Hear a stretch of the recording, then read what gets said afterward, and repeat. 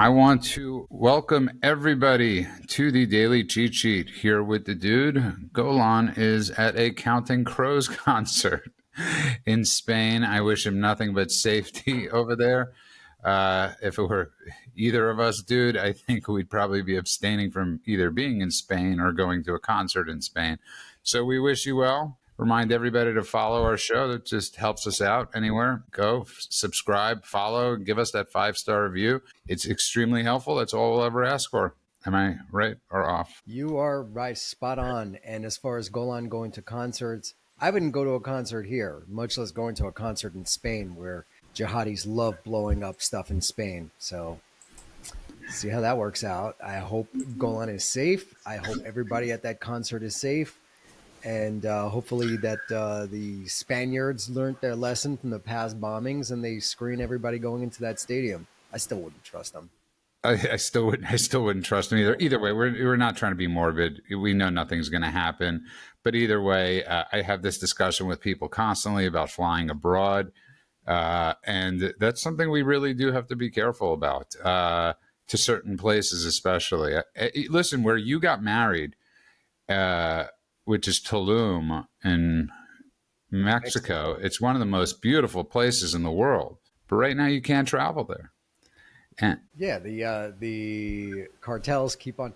I have a friend who owns a ton of property down there, and he was always telling me, no, Cancun, Playa del Carmen, Tulum, these places are safe because the cartels know that this is the lifeblood of the country's economy is tourism. They'll never touch it.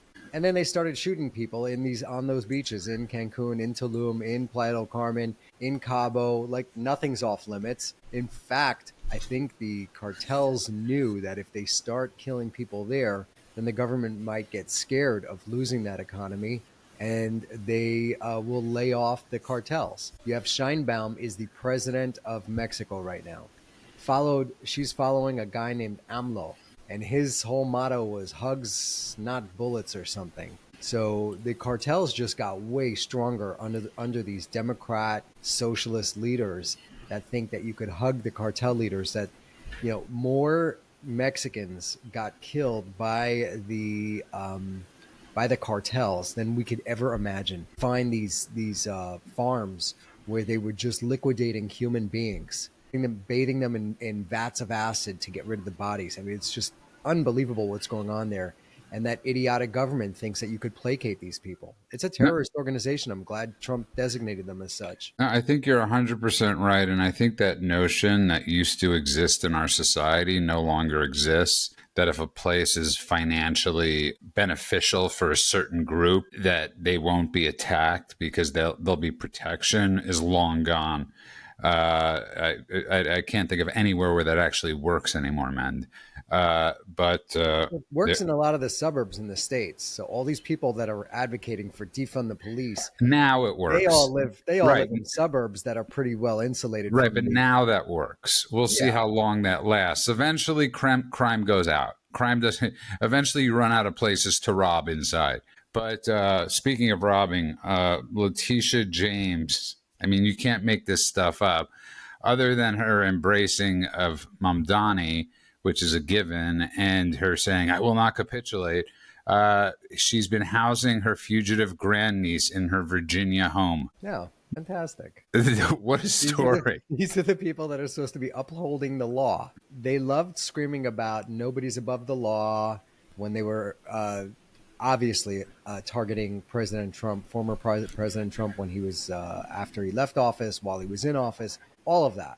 And now that it's actually coming out that they are the actual criminals, they're all calling it a witch hunt. She's been housing her and with her 3 children in the 3-bedroom property in Norfolk, Virginia since 2020. But, man, here's the thing. Unless people are, and we talk about this a lot, unless people are charged, unless people are found guilty, then it really means nothing. So got to get on this stuff. We've said this before that justice can't be served unless it's seen. It's got to be seen. The public needs to see justice actually be served here. So just charging her is a great first step, but I hope they put together a rock solid case and lock her up. What they need to do with all of those people, Comey, Clapper, all the people from the Russia hoax, everyone that did all of these nefarious things to both President Trump, but also to the Americans as a whole by eroding our liberties, they need to be held accountable, and not just for them to pay for their crimes, but it's got to be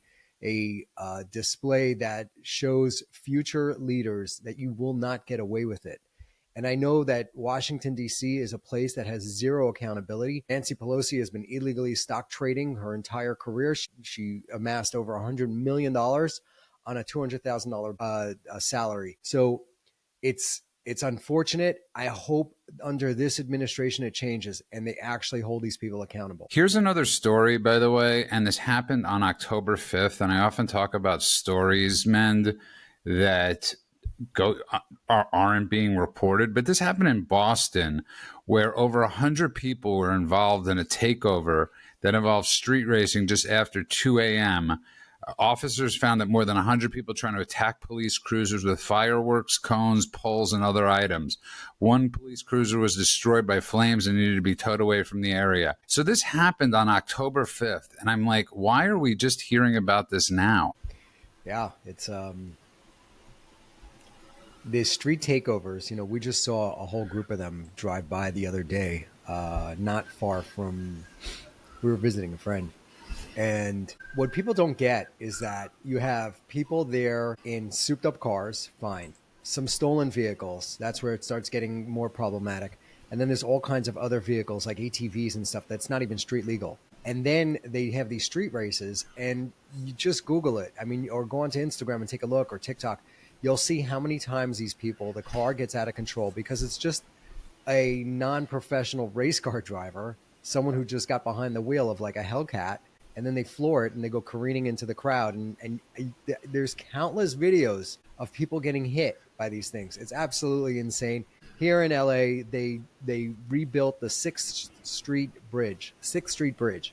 And as soon as it opened, this is a beautiful bridge. It's got these arches, these multiple arches that span across, I guess, 6th Street. And as soon as it opened, it became a mecca for street takeovers where the cars are just spinning, doing donuts, 360s. You can't get through it. It's not even usable by the general public. So what's the point of spending hundreds of millions of dollars on a bridge if it can't be used by the general public, if some hoodlums come and just take it over? So, Well, welcome to fabulous California, where it's absolutely pouring today, but they have still not spent money on reservoirs to actually collect said waters. There you are, a train to nowhere. Newsom promised 10 years ago that if there was a ballot measure to raise funds to build reservoirs, which is a tax on everybody, so they added a tax to everyone here in California to build reservoirs. I believe that was over 10 years ago. Not a single reservoir was built.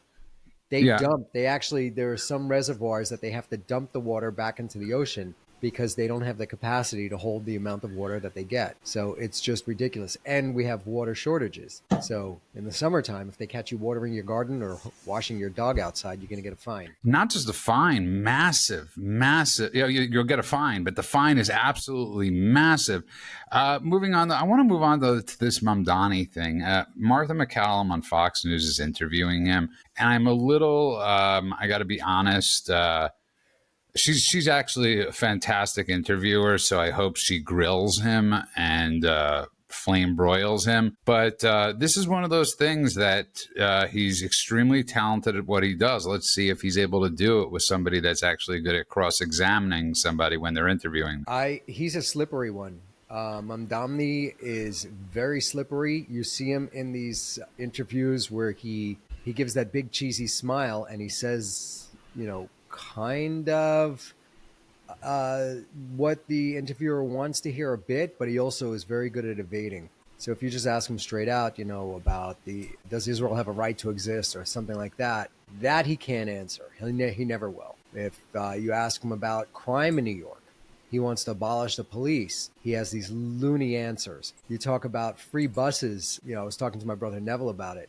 Free bus rides is one of the things he's offering. One, it's a terrible idea, but two, is it's unfeasible. the city is going to have to tax the residents, which is one of the highest tax jurisdictions in the country. They're going to have to tax them so much higher to give free bus rides to homeless people who are riding it now for free anyway. So the entire thing makes no sense. So hopefully New York comes to its senses and they get rid of that guy. Yeah, no, wishful thinking. I want to. I want to Sliwa just needs share. to back out, right? Sliwa needs to back out of that race. Yeah, Sliwa needs to back out. I don't. I mean, listen, and people keep on saying to me, I like Curtis Sliwa. Grew I up, like him too, but we, he's I not mean, obviously not winning, and he's right. peeling votes away from Cuomo, who I dislike. But you need him to beat Mendamni, who's a jihadi lunatic. But it's important for people to understand both of us grew up in New York at the same time when Curtis Sliwa was really in his heyday of the Guardian Angels. So there's nobody that we love more, but he's not in his heyday anymore. He's 81, he's not 41, and he's not 51. And there's a certain point where you have to take one and be pragmatic and look around and say, I have no chance anyways. So for the Well, that's betterment the of thing. That's the thing. The question must be posed to Sliwa is, do you love New York enough to drop out of the race? Because look, I'm no fan of Cuomo. I think the guy's a despicable human being, but he's hell of a lot better than Mendamni. So for the sake of my love for the city of New York, I would vote for Cuomo over Mendamni, and Sliwa has to back out. That's the only thing that needs to be done there. You know, it's interesting. I just want to tell you something I was just thinking about as we're talking, because often the case, like when people, let's say we're talking about the Middle East, right? And people will say, well, that's not my backyard, right? It's not an issue, right? But going by that logic, the same thing would apply to what we're talking about, right? If you live in Wisconsin, this isn't your problem. If you live in Idaho, this isn't your problem. If you live anywhere, this isn't your problem. And that's what I was saying before, is it's how easily these things are infesting everywhere. What happens over there infests here. There's no mistake when you watch what's going on with Europe that it's happening here too. It might not be happening in everybody's backyard, but it's happening, men, in a lot of people's backyards, and we can't be so close-eyed to the dangers of what's going on in New York City, with the dangers of what's going on in California. I mean, when you look at who we have that's probably going to be the governor, that crazy whack job, Katie Porter. I mean, what the hell is going on? I don't know if she's going to make it. She's a lunatic. She's kind of imploding. But man, so are the Californians, and especially with no voter ID, and not just no voter ID, as you've brought up many times, it's against the law to show your ID.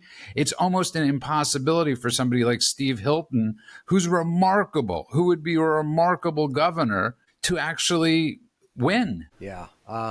The bright side is that Katie Porter had 2 blow-ups this week where she just exposed herself to be a despicable human being, cursing out one of her staffers. And it's been known for a long time that she's a terrible person. She actually reminds me, I think I've said this, she reminds me of Jane Cusack, the Jane Cusack character on Shameless, where she's just a lunatic, a batshit lunatic woman. Well, I don't know if Jane Cusack is a lunatic. I know John Cusack's a lunatic. No, so she they was are a lunatic. Her character that she played on Shameless was a lunatic, and that reminds me of Katie Porter in real life. Look at you with bringing up the popular culture with Shameless.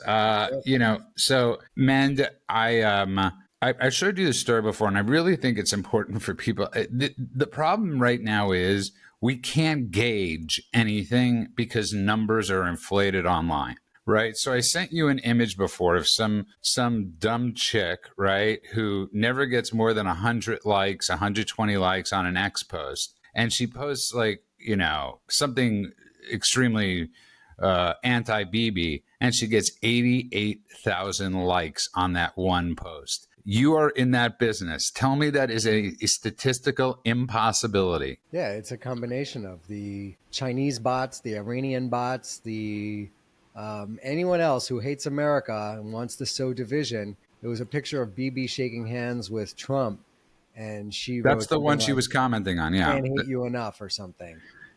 And she claims she's a Christian conservative, which she obviously is not. So yeah, it's there's a lot of bots and there's a lot of haters out there. What's great, I mean, we talked about this yesterday, is that all of these people, when the Abraham Accords expand and Saudi Arabia and even Qatar and Turkey and everyone else signs peace treaties with Israel, and peace comes to the Middle East, you're still going to have these wokesters here, the jihadis and the lunatics on the left, and the ultra woke right who just hate Israel. They're all going to be orphans. Their leaders have abandoned them. They are moving forward in a path towards peace, and these people are just they're going to be left homeless.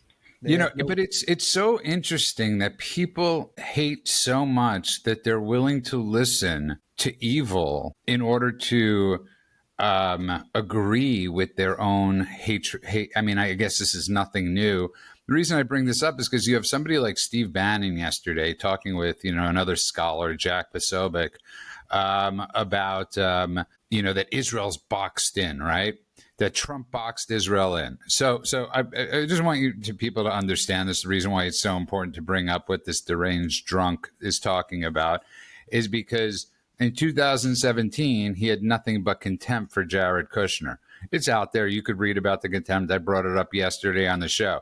So he's basically saying the person that boxed Israel in is the person that he hated in 2017. And this is what people are listening to. This is the analysis of the situation, man, that people are getting. And that's terrifying. Yeah, I mean, Bannon's a weird one because the hatred that he has for Bibi and Israel just doesn't make sense to me. I get it. He had beef with Jared. They didn't get along under the first Trump administration. But the takes that he's doing go in contrast to what the president is actually accomplishing. So he horseshoed himself. Think about it. He horseshoe theoried himself. The person that he hated the most, called him a globalist, the one who set up this 20-point plan, right? He's like, which one is it, Steve? Is it, do you hate Kushner or now do you love him? And he boxed Israel in. Somehow deviously, Jared Kushner went around everybody. I mean, what is it, man? Yeah, and I don't even know what boxed in means. Look, what Trump managed to do was he got the Arab nations, Saudi Arabia, Qatar, Turkey, Egypt, all of them to apply immense pressure to Hamas to give up the hostages and to agree to sit down for next steps, which is going to be disarmament. It's a fantastic thing. I don't care who you think got boxed in. Sure, say Bibi got boxed in. Okay, great. Bottom line is all the hostages were returned and Hamas is going to be disarmed and hopefully there will be peace in the region. So my point is, I don't know how you give this a negative spin. Like, I don't even understand how that this thing that Trump just accomplished, that President Trump just managed to pull off, can be spun in a negative light. I get it. A lot of the lunatics on X are just trying to do that. Mandamni's wife and he himself, I think, have said it, that the war is not over until the Zionist project is not just that. You brought obliterated. up yesterday. I think that's something that's extremely important to talk about again, which is that FOFO or FUFU, that the Hamas, the Hamas influencer. I mean, think about that. I really want people to think about this for a second. On the ground during this supposed, as everything was being, there was genocide, there was starvation.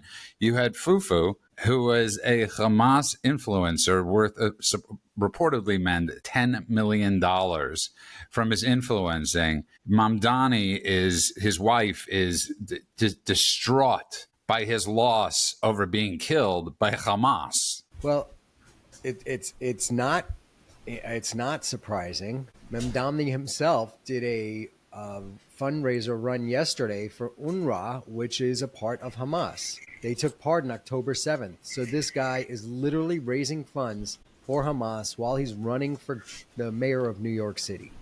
The Mr. Fafo getting killed, and Fafo stands for F around and find out, and boy, did he find out. I think what's most poetic about that is that he survived the war only to be killed by Palestinians after the ceasefire was announced. That's what happened, is that the Hamas guys, since they're not being hunted by Israel anymore, they're now hunting down anyone who disagrees with them or anyone who protested against them or anyone who attempted to fight back against them, basically keeping them out of neighborhoods. Snuck into a neighborhood in ambulances 2 days ago. I believe it was 2 days ago. Then they jumped out of the ambulances with their machine guns and they started firing on this clan that lives there that wanted nothing to do with them. Mr. Fafo was there to, report on it. to influence, to live stream to his buddies, and he got caught, and they wound up shooting him 7 times. I thought he got shot by stray bullets, but apparently he got caught, and they just took him out. And And especially because they want that money. They need yes, that he was money. worth $10 million. He set up GoFundMe campaigns, and the Palestinians were super pissed about it because he was just hoarding that money. He wasn't giving it out to the people that he claimed he was raising it for. And $10 million raised from idiots in the West who thought they were helping. And so, by the way, it's been at least 50 that have been slaughtered. So if we know of 50, that's probably at least 150 that Hamas has slaughtered. They have yet to, supposedly by the end of today, they're releasing 4 more bodies. Israel's cutting, the amount of food and gas they let in through Rafah. It's so amazing. You see people like Christian Anapor, who is still reporting, right? Who makes a claim that the hostages were being treated better than prisoners. No, she was saying that the hostages were being treated better than the average Gazan that lives in Gaza. Not even prisoners. She was just saying, and then she had to come out and apologize for it. But I don't know how CNN continues to keep that woman on payroll. It's 30 years later. She's still doing it. She's still doing it. She's a jihadi spokesperson. And what's crazy is that, she'd probably be beheaded in Gaza. She doesn't cover her hair, but she's one of those useful tools that they use to spread their propaganda. And what she did yesterday was absolute Hamas propaganda. It's unbelievable that we still have this going on with mainstream news media. But and here's the bigger problem. She's not just CNN. She's CNN International. So I know a lot of people are listening going, oh, well, CNN, she's only reaching 400,000 people. CNN International reaches a lot more than 400,000 people. And she's the spokesperson for it. Supposedly the BBC cut off a lot yesterday of the live stream of Trump speaking at the Knesset. So this is like the battle moving forward. And I don't really think Americans or people, one of the things, we're never going to lie to you. We're just going to tell you what we see or how we view things, maybe to scare you, but just because it's the truth. And man, the disconnect that people have, I'm not really sure how you reconnect it. I don't know how you reconnect what we're experiencing, what we're witnessing. People have put themselves, as we discussed yesterday, and I don't think it could be said enough, so much on the side of evil. How do you come back? Because how do you even get into that ideology in the first place? Yeah, I'm not really that concerned with a lot of these people coming back. I am more hopeful that they wind up as orphans, a rebel without a cause. So as we see this peace move forward in the Middle East, you're going to see all these people become orphans. They're still going to be screaming about settler colonialism and apartheid and all that other nonsense. But nobody on the ground, none of the leaders on the ground are going to be repeating the same lies anymore. So these people are just going to be homeless. They're going to be refugees. They don't have a cause anymore. Hopefully they'll find some other insane cause. Maybe the ozone disappearing could come back, or jump back on climate change. That was a great one for the Democrats. They got a lot of people all riled up. The funny thing about the climate change thing is that one of the side effects of it is that a lot of left-leaning people don't want to have kids because they think the world is such a bad place to raise kids in. So hopefully for the next generation, we'll have a lot less insane lefties. So maybe there's the bright side there. You bring that up because it's really interesting, because it's very frightening that you say that, because France has seen its biggest increase in birth rates among foreigners. And their statement is, well, we're not like the rest of Europe where it's 9.6%, or Germany where it's 13%. Good for you, France. You did good. This is the highest birth rate of foreigners they've ever seen, man. And when you watch yesterday, I don't know if you heard Trump speaking, but he basically relegated them to nothing. He without saying their names, and he said, I'm not going to talk who I'm talking about, but he basically rendered them useless, utterly useless. And I've been saying this for years. For people to understand what Trump has been doing, Trump realizes that the West, as we know it, the European Union and all these places, are essentially a dying breed. and they offer only so much utility. And essentially what the Abraham Accords are, and I think a lot of the heads of those states realize the same thing, there's more in prosperity than there is in death. And he realizes that's the new NATO. That's our new allies if he could pull this off. So very frightening, those types of numbers. You know, a couple of years ago, I don't think anybody would have said this, but right now, I'm more optimistic about the Middle East than I am for Europe. Europe is I going don't in even the think it's opposite close. direction, right? Not even close. The Middle East is moving towards moderation and peace, coexistence. Look at the UAE. It's a prime example of how they are modifying Islam to live in coexistence with other religions and other peoples and getting away from this idea that you need to chop off anyone's head who doesn't agree with you. And they absolutely cleaned it up, and it's a model. It's a model to do. I've been trying to get Leo Lay on our show. He's a UAE scholar and a advocate for peace and coexistence. And then you see what's happening in France and the UK. In the UK, if you're a Christian and you're praying, they'll throw you in jail.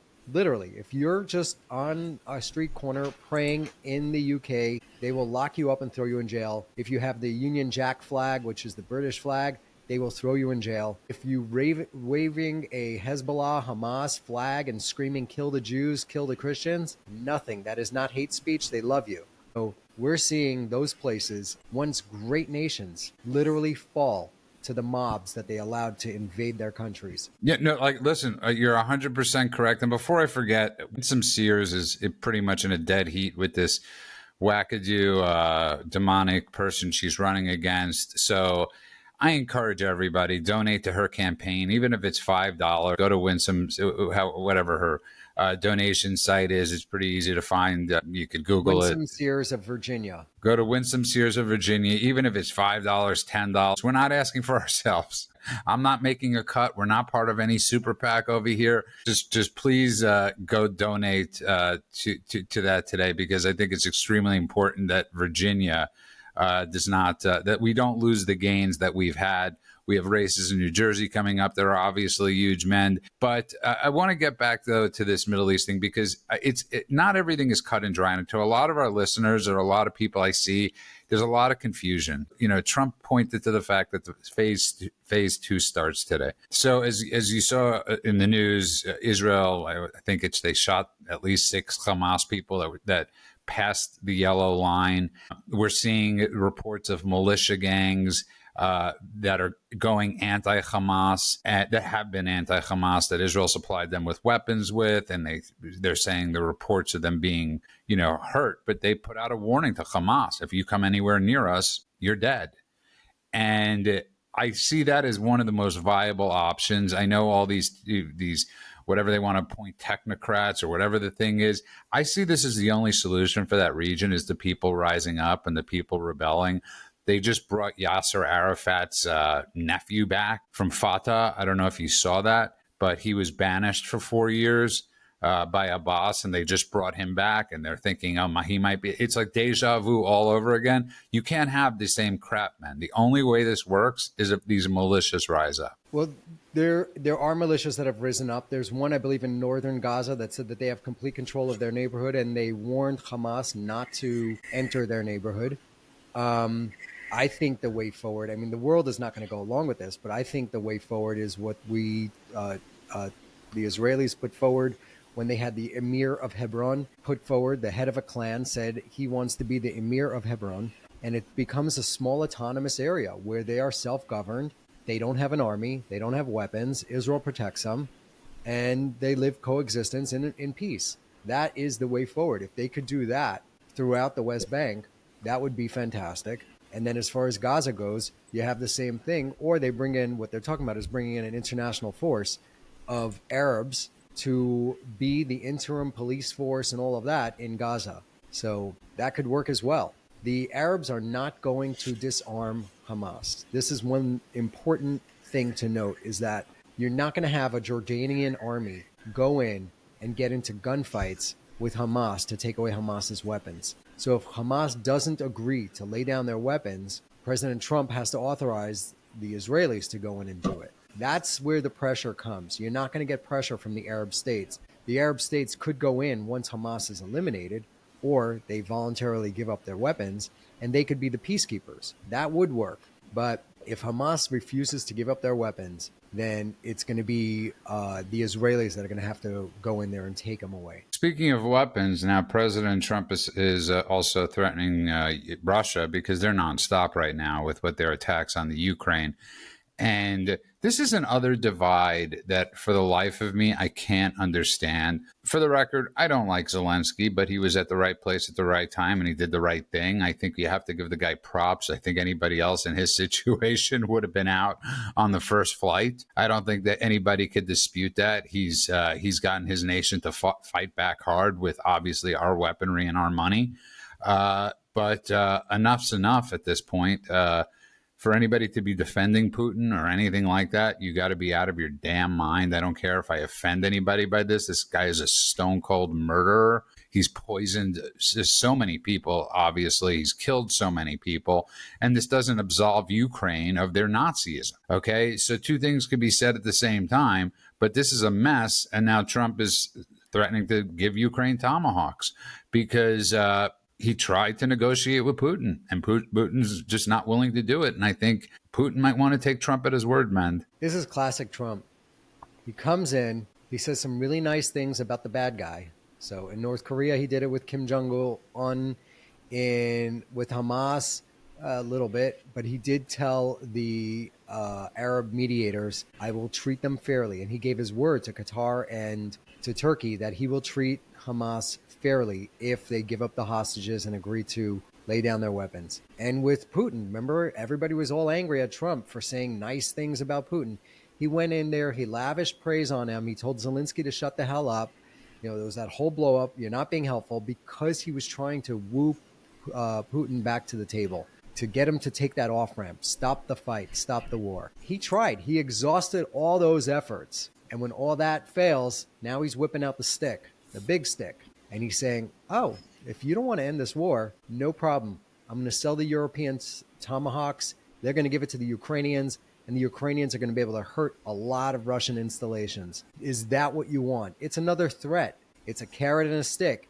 And he's excellent at that. He's so good at that. That's how he managed to end, 7 wars now? Or no, eight supposedly. India and Pakistan, they were about to go nuclear on each other. That was escalating quick. Trump came to the table and he said, hey, if you guys don't take an off-ramp right now, I'm going to cease doing trade with both of you. It's like something I tell my kids when they're fighting over a video game or something. I said, all right, games are off. Go get a book. You both lose. And they hate that. But after 20 minutes of reading, one is they're in better mood. But two is they're going to get along a lot better. So he's doing it. This is classic Trump. It's fantastic. No, I think it's brilliant, and I'm happy. It's like, look, I absolutely love you. And obviously, we missed the professor today, but I don't think there's anybody that could give better analysis. You're as good as Douglas Murray. You're as good as John Spencer. You're as good as any of these people that we actually truly look up to.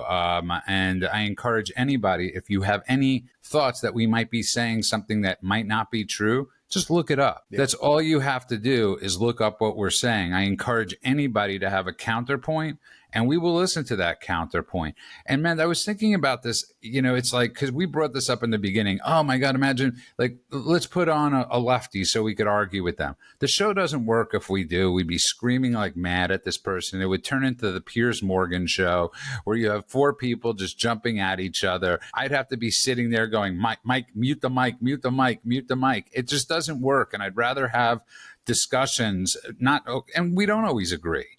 But I'd rather be having discussions of the right path forward as opposed to these. And Eric Weinstein was brutal on Piers Morgan, basically saying, you're porn. You're like porn. I don't know what the word I'm looking for before it's that like is. Porn. It's like, it's just he gets the most crazy people and then puts them on a show with a normal person and says, okay, hash it out. And he just sits there and watches it. It's almost like, taking a fighter and throwing him into a ring with a silverback gorilla and saying, all right, let's watch this entertainment.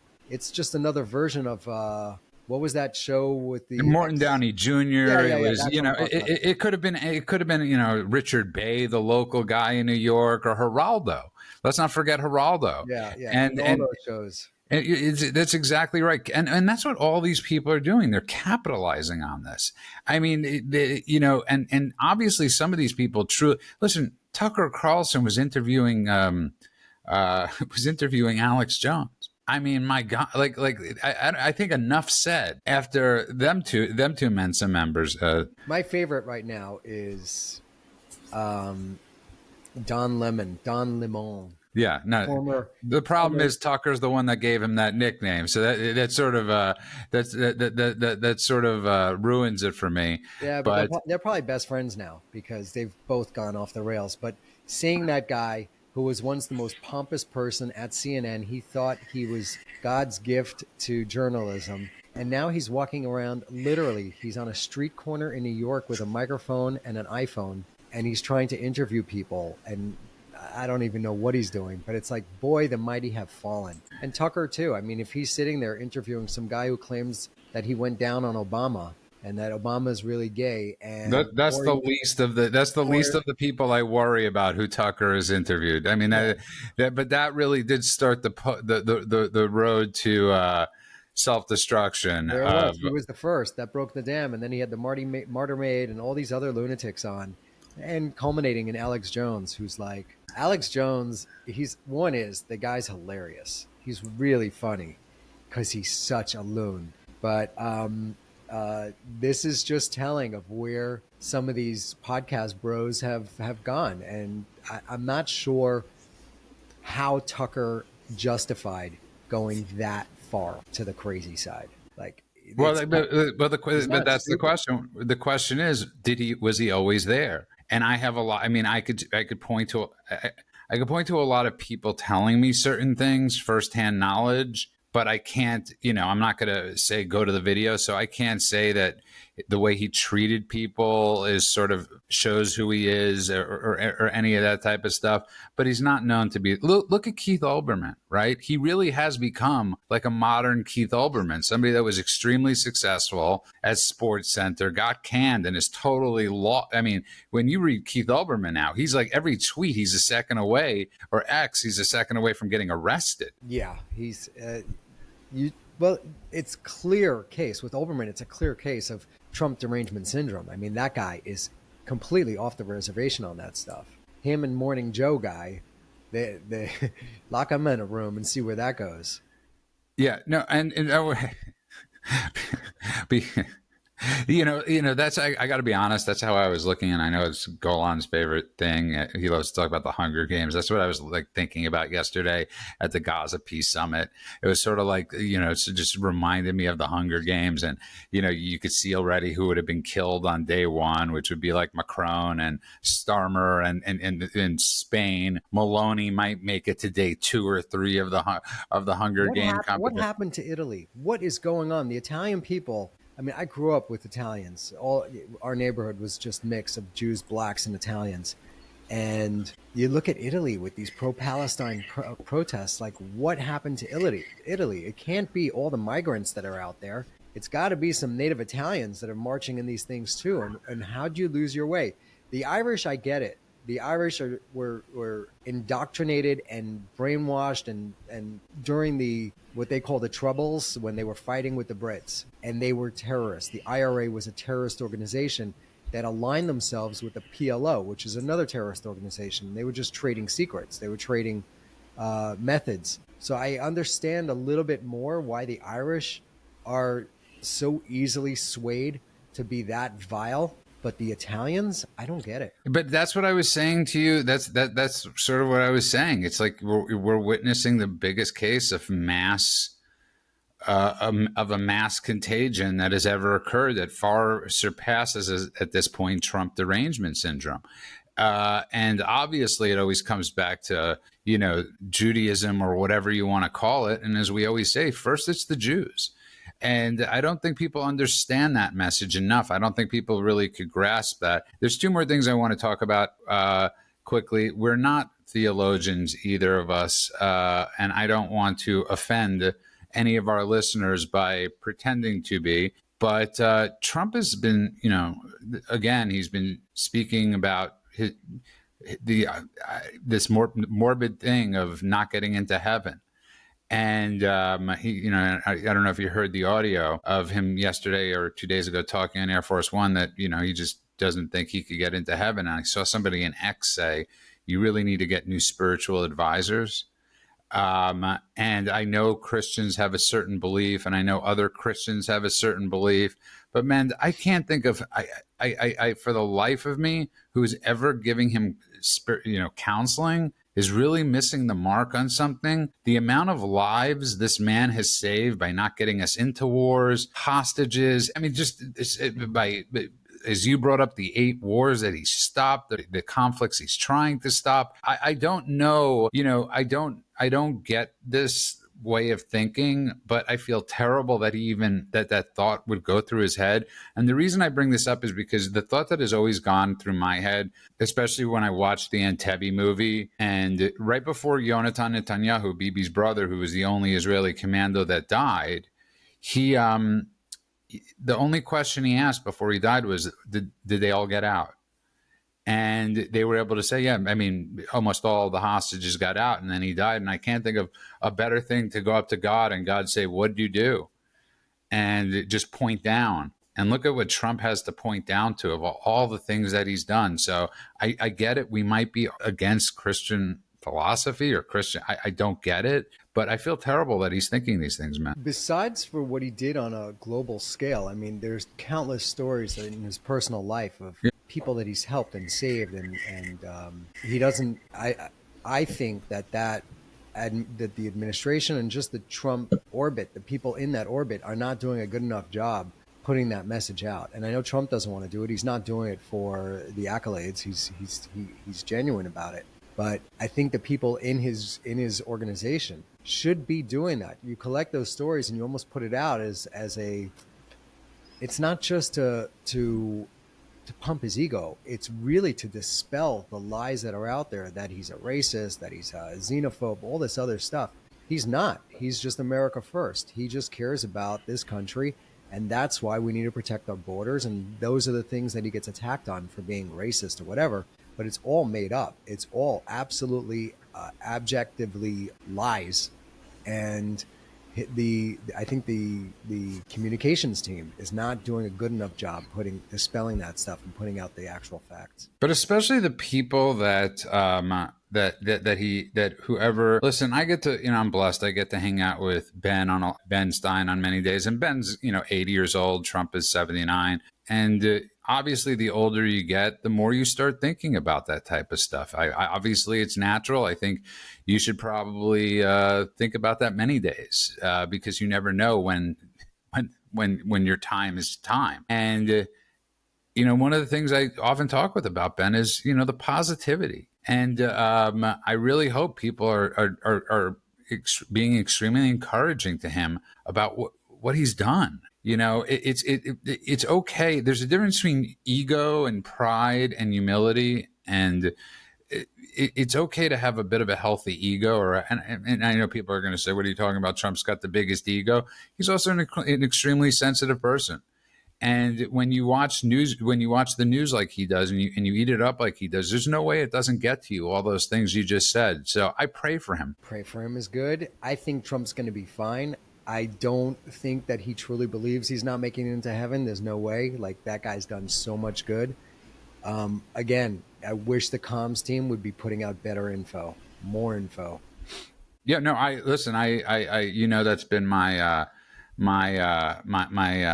big gripe for many a moon is their comms thing. But the last thing I want to discuss is would have been Charlie Kirk's 32nd birthday today. Trump is going to be giving him the Presidential Medal of Freedom. And it's going to be a hard day. I pray for his wife today. I pray for his family today. Many years that were lost because of leftist extremism on television. And I really pray for everybody today. I pray that everybody's safe while President Trump is giving this award. And what a horrible day. I mean, what a horrible day that he dies the day after there's peace in the Middle East. And for anybody that wants to put words in his mouth, stop. It's annoying. It's deranged. Yeah, It's today's sick. about Charlie. Look, this is the posthumous Medal of Freedom award that he's getting. Is well deserved. The guy literally exemplified what it was to be American. You sit down and through words, through dialogue, you debate people who are ideologically opposed to your viewpoints, and you let the best argument win. And it's always best to do that in front of a crowd so that the crowd could be swayed. I saw Dennis Prager once say this. He goes, he never debates somebody one on one because it's just not efficient to try to win over people one at a time. He likes to do it in front of an audience. And there you can get thousands of people to be swayed to your point of view versus just head on with one person. So happy birthday, Charlie. I saw Rob Schneider do some sort of thing for Charlie where he kissed towards the sky. It's like Rob Schneider doing his thing. But yeah, this is happy birthday, Charlie. The guy was an American hero, and he deserves what the medal that he's getting. No, you're 100% correct. And I love that Trump is doing that. I mean, I really want you to think about something for a second. The guy is 79 years old. I want everybody to think about this for a second, where we were a year ago. Okay. We had a corpse in the White House. We literally had a corpse in the White House. We have a president that for the past 4 days, man, has gone to the Middle East and back. He flew to Israel, flew to Egypt, flew thousands of miles, comes back at 3 a.m. He's doing business in the White House right now with Argentina. He's going to give Charlie Kirk the Presidential Medal of Freedom. Hey, man, you and I, you especially, who's in tremendous shape, would not be able to keep up that schedule at the ripe old age of 51. No offense. But it's amazing what he's doing. Hands down, the guy is killing it, and he's got more energy than anyone I know, and he's just knocking it out of the park. It's funny, when he got reelected, what did he say? Best revenge that he could do will be success, right? Making America great again. That is his revenge. And everyone's like, oh, what do you mean you're going to take revenge? He goes, that's going to be my revenge when we start crushing it. And he's proving it, with 8 peace deals. It's funny, you see Biden and Blinken trying to take credit for it for this peace deal. They are smoking crack. There is no way in hell this war would have ended under them. They were so wishy-washy. They were putting pressure on Israel. They were stopping the weapons. Like we said yesterday, the terrorists told Obama. Obama told the terrorists, "Can we negotiate?" They said, "We're going to bomb you." Biden said, "Can we negotiate?" And the terrorists said, "We're going to bomb." And Trump said, "We're going to bomb." And the terrorist goes, "Ooh, let's negotiate." And it's exactly the way it played out. It is. Well, there's a great line that we'll end it with. And a lot of people had attributed to JFK, but I think it was before that. So I'm not going to correctly attribute it to, but it's success has many parents. Failure is an orphan. And it's one of my favorite lines of all time, because as you're seeing right now, success has many parents. Everybody's trying to jump on the ship, and you'll see if this doesn't work through, all those same people, man, everybody should take names of all the people that are jumping aboard right now going, you're the greatest, you did this, everybody.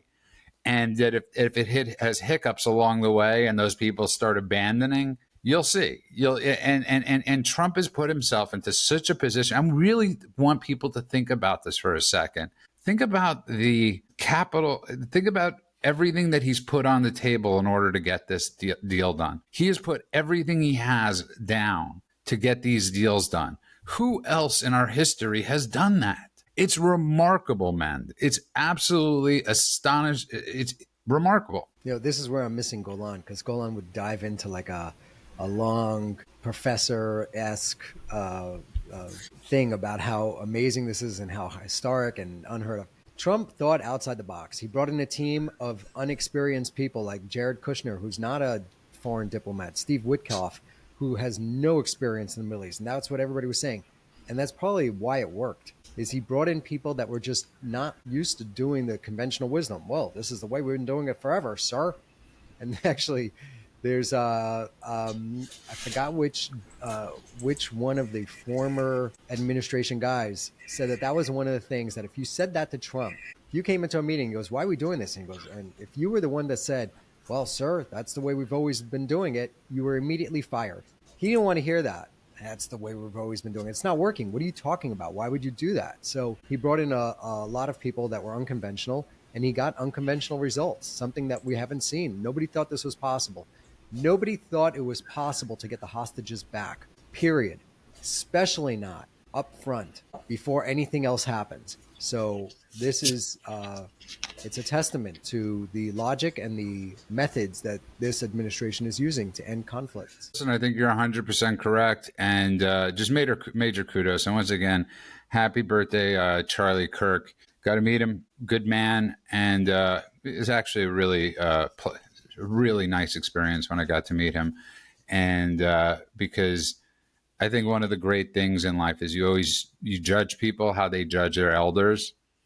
And I was with him when he at the Republican Jewish Committee or Coalition, whatever it's called, and he had that where he met Ben Stein, and he was like geeking out on meeting Ben. And it's nice to see and that's how he was. He geeked out on Rush. He geeked out on all the people that he grew up, listening to. And I enjoyed watching that. I enjoy that. And I'm forever grateful that he did that. It meant the world to Ben. A lot of people are scared about what's going on, especially Zionists are scared what's going on with Israel. Israel will be okay.